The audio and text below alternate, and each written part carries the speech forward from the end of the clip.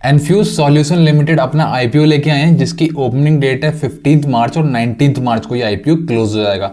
ये एक SME IPO होने वाला है। इस वीडियो में इस आईपीओ की कंप्लीट हम डिटेल्स देखेंगे, जीएमपी कितनी चल रही है, आपको लिस्टिंग गेन कितना मिल सकता है। So if you want to apply in that IPO तो आपको काफी ज्यादा हेल्प मिलेगी इस वीडियो से कि आपको ये डिसीजन लेने में कि आपको यहाँ पर अप्लाई करना चाहिए या नहीं करना चाहिए। अगर आईपीओ की बात करूं तो सारा का सारा फ्रेश इशू है, कुछ भी ऑफर फॉर सेल नहीं है और जो इशू साइज है वो 22 करोड़ रुपीज का यहाँ पर इशू साइज है। अगर कंपनी की बात करें तो कंपनी जो ईयर 2017 में इनकॉर्पोरेट हुई थी और कंपनी का जो मेन बिजनेस है, कंपनी क्या करती है, डिजिटल सॉल्यूशन प्रोवाइड करती है।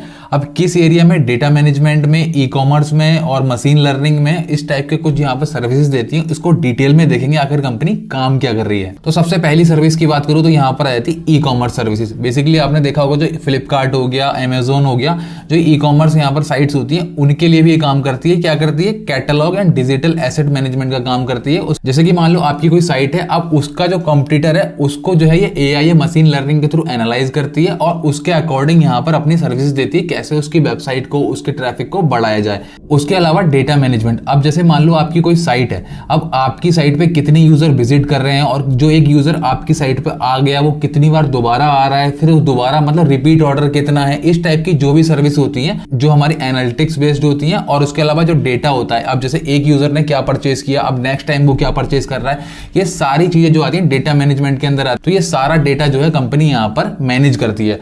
उसके अलावा यहाँ पर सीआरओ, जैसे कि आपने देखा होगा जो नई नई साइट्स बनती हैं, अब जो नई नई साइट्स बनती है वो एकदम से सर्च में नहीं आती, तो उसके लिए कंपनी क्या करती है, एसईओ यानी कि search engine optimisation. So basically company क्या करती है, उनके लिए एसईओ का काम भी करती है। और उसके अलावा जितनी भी यहाँ पर मार्केटिंग यहाँ पर जो कंपनी को करवानी होती है तो कंपनी वो भी यहाँ पर करती है।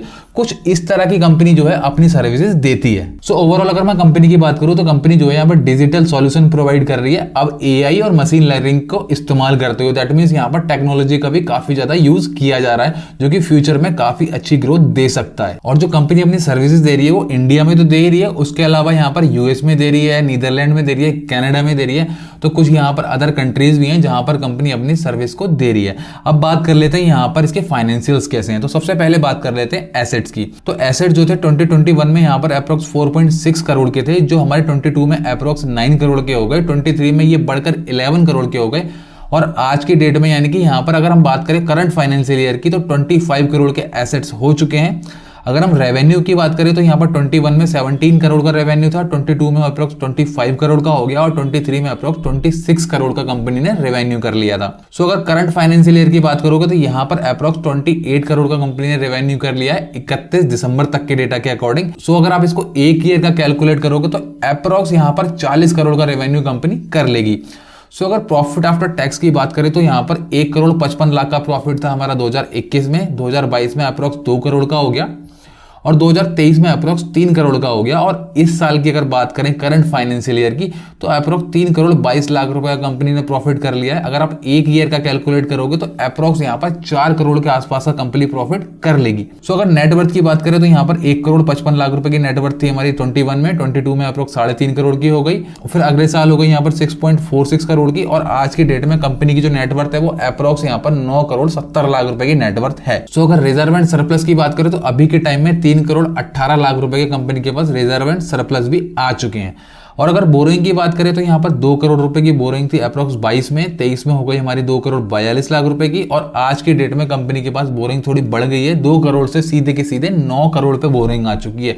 लेकिन इसके अंदर आपको एक चीज और दिख रही होगी कि रिजर्व एंड सरप्लस भी आए हैं। सो आप ये एक नेगेटिव पॉइंट मान सकते हो कि बोरिंग आई है, बट एक ये पॉजिटिव पॉइंट भी है कि यहाँ पर साथ में रिजर्व एंड सरप्लस भी आए हैं। सो ओवरऑल अगर मैं फाइनेंशियल की तरफ देखूं तो फाइनेंशियल्स मुझे ठीक लग रहे हैं, बस एक ही चीज की कमी लग रही है कि यहाँ पर बोरोइंग जो है वो थोड़ी सी बढ़ गई है। सो अगर की परफॉर्मेंस इंडिकेटर की बात करें तो रिटर्न ऑन इक्विटी शानदार है, 39.88 का है और रिटर्न ऑन कैपिटल एम्प्लॉयड 24.05 का है जो कि बहुत सही है।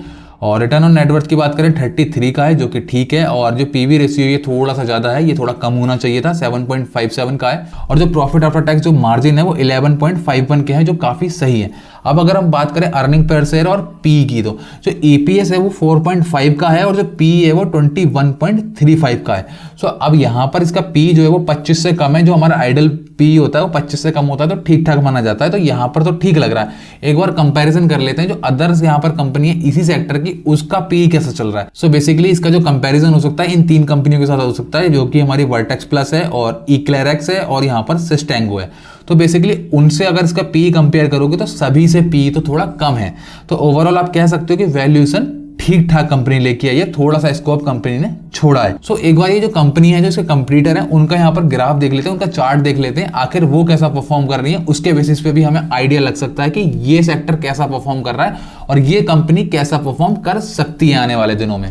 बेसिकली ये जो वर्टेक्स प्लस कंपनी है, अब इससे आप इसका एप्पल टू एप्पल कंपैरिजन कर सकते हो, क्योंकि इसका जो यहाँ पर जो मार्केट साइज है वो 84 करोड़ का है हमारा जो आईपीओ लेके आ रही है कंपनी उसका, और इस कंपनी का 89 करोड़ का है। और अगर आप इसका आईपीओ को देखोगे तो अप्रोक्स आई थिंक यहाँ पर जो आईपीओ आया था 2023 में आया था 15 को, और जिसकी लिस्टिंग हुई थी 101 रुपए पे लिस्टिंग हुई थी और जिसने हाई मारा था 239 रुपए का, और आज की डेट में 163 रुपए का यहाँ पर प्राइस चल रहा है। दैट मीन्स इस आईपीओ के आने के बाद कंपनी ने अच्छा परफॉर्म किया है। और सो ओवरऑल आप कह सकते हो कि यहाँ पर जो कंपनी है अच्छा परफॉर्म कर रही थी। यहाँ पर देखोगे तो अगस्त 2023 तक कंपनी ने अच्छा परफॉर्म किया था, लेकिन उसके बाद से थोड़ी यहाँ पर गिरावट देखने के लिए मिल रही है।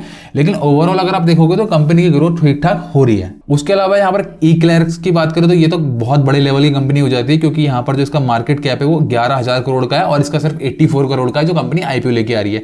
सो बेसिकली यहाँ से इसका कंपैरिजन तो बनता नहीं है, लेकिन फिर भी अगर हम सेक्टर की बात करें तो यहाँ पर आप देख लो किस तरह से इसने अपना हाई पे हाई मारते जा रही है कंपनी, सेक्टर परफॉर्म जबरदस्त कर रहा है। और इसके अलावा जो सिस्टेंगो है इसका यहाँ पर 408 करोड़ का मार्केट कैप है, ये भी काफी ज्यादा है और ये भी अच्छा ही परफॉर्म कर रही है। आप देखो इसका आईपीओ आया था अप्रोक्स यहाँ पर मार्च 2023 में ही सेम, और 98 रुपए पे यहाँ पर इसकी लिस्टिंग हुई थी और आज की डेट में 314 रुपए प्राइस चल रहा है और इसने हाई मारा था 382 रुपए का, अप्रोक्स यहाँ पर 4 गुना तक यहाँ पर प्राइस चला गया था। तो ओवरऑल सेक्टर अच्छा परफॉर्म कर रहा है और यहाँ पर आप देख सकते हो कंपनियां जो हैं तीनों की तीनों अच्छा ही परफॉर्म कर रही हैं। सो फटाफट से एक बार आईपीओ की डिटेल्स देख लेते हैं। 15 मार्च को आईपीओ ओपन होगा, 19 को क्लोज हो जाएगा और जो प्राइस बैंड रखा गया 91 से 96, यानी 96 पे आपको कट ऑफ देखने के लिए मिलेगा और एक लॉट में आपको शेयर मिलेंगे 1200 और जिसकी लिस्टिंग होगी NSE SME पे आपको देखने के लिए मिल जाएगी। अगर आपको अलॉटमेंट नहीं होता तो आपका इनिशिएशन हो जाएगा रिफंड का, हो जाएगा 21 से स्टार्ट। अगर आपको अलॉटमेंट हो जाता है तो 21 को ही आपके डीमेट में शेयर आ जाएंगे और जो लिस्टिंग हो जाएगी वो 22 को आपको देखने के लिए मिल जाएगी। So if you are in retail category, यहाँ पर आप मिनिमम और मैक्सिमम एक लॉट अप्लाई कर सकते हो, जिसके लिए आपको देने पड़ेंगे 1200 शेयर्स के लिए 1,15,200 रुपीज।